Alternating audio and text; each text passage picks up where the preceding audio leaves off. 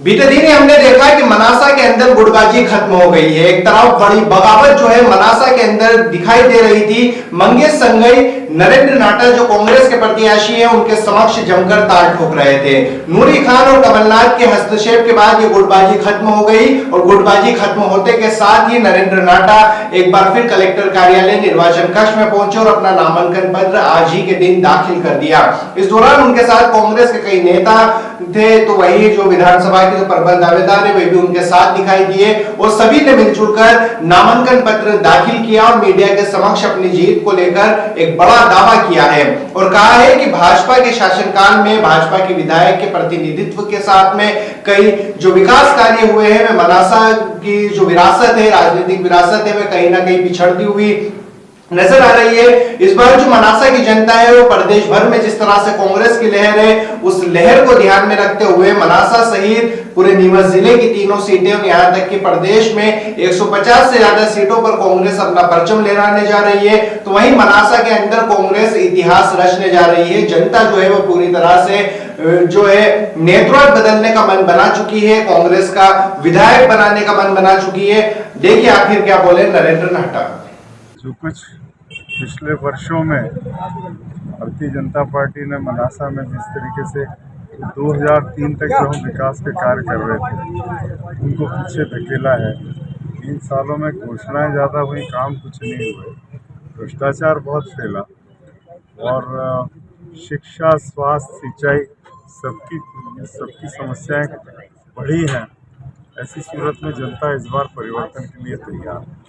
इसी परिवर्तन के लिए कांग्रेस पार्टी, उसका विश्वास कांग्रेस पार्टी में है और ये लगभग तय हो चुका है कि इस बार कांग्रेस की सरकार बनने वाली है मध्य प्रदेश में।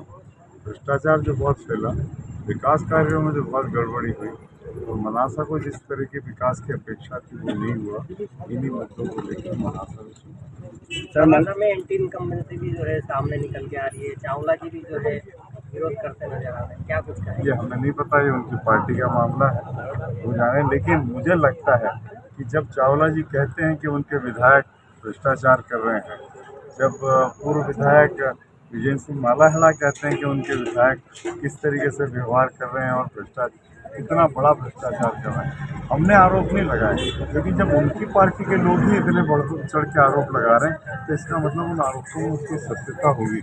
और अब उनकी पार्टी और उनकी सरकार को जो अब मुश्किल से एक महीने की है, उसको चाहिए कि अपने नेताओं के द्वारा लगाए गए अपने विधायक के विरुद्ध जांच करें। लेकिन जो कुछ चावला जी ने अब कहा है या मालाहड़ा जी ने अब कहा है, मुझे लगता है मनासा की जनता बहुत पहले से पूरी तरह से, और मैं भी अपने लिए भी और मेरी पार्टी के लिए भी मध्य प्रदेश में मेरी पार्टी सरकार बना रही है, कमलनाथ मुख्यमंत्री बन रहे हैं और मनासा ही नहीं, मनासा के साथ नीमच जिले की तीनों सीटें कांग्रेस की आएगी, मेरा पूरा विश्वास। सर डैमेज कंट्रोल को लेकर आप क्या कहेंगे? सर मनासा में जिस तरह से हुआ तो कंट्रोल करूँ। मंगेश संगई जी ने क्या किया? सिर्फ उनको निराशा थी, उनका टिकट नहीं हुआ, वो स्वाभाविक बात है। अगर मुझे नहीं मिलता तो मुझे भी निराशा होती, तो कुछ डैमेज हुआ नहीं। आपने शायद 2 रोज पहले देखा नहीं होगा, ये मंगेश संगई जी ने घोषणा की कि फॉर्म नहीं भरेंगे और कांग्रेस के लिए काम करेंगे। इतना असंतोष मैंने मेरे पूरे राजनीतिक जीवन में कभी नहीं देखा जो इन दिनों देखा।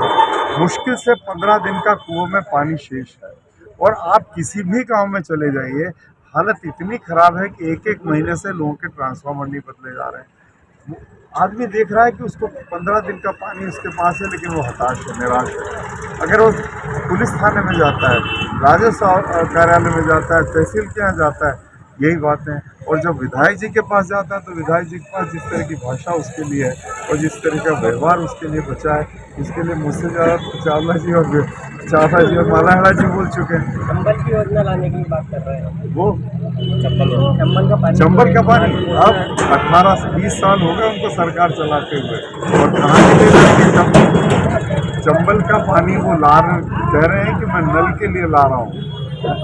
मनासा को चंबल का पानी खेतों की सिंचाई के लिए चाहिए। बंद करिए 1400 करोड़ का फ्रॉड जो आप कर रहे हो, आप कहिए।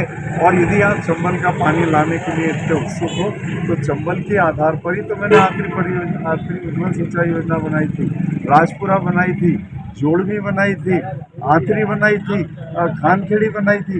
आपने तो सबको बंद कर दिया। तो जो चालू था उसको तो आपने बंद किया, और आप हम सपने दिखा रहे हो जाते हुए वक्त, जब आपका 1 महीना कुल विधायक काल का शेष बचा है, कि आप कह रहे हो मैं चंबल का पानी लाऊंगा। तो कोई इन बातों पर विश्वास है। सर मनासा को लेकर आपका क्या विजन रहेगा सर? 180 जो इसके पहले मुख्यमंत्री जी आए थे, वो 3 बार मुख्यमंत्री जी तो 15 साल से मुख्यमंत्री इस प्रदेश के, वो 3 बार आकर भुवनेश्वर में घोषणा करेगा कि मैं कालियाकोट बांध बनाऊंगा, और आज तक तो उसका काम भी शुरू नहीं हुआ।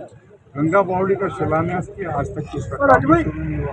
इन घोषणाओं को ही तो जनता हजम करने को तैयार नहीं है, और उस पहचान गई कि माननीय मुख्यमंत्री से लगाकर माननीय विधायक जी केवल घोषणाएं करते हैं और कुछ नहीं। सर मनासा को लेकर आपका क्या विजन रहेगा सर?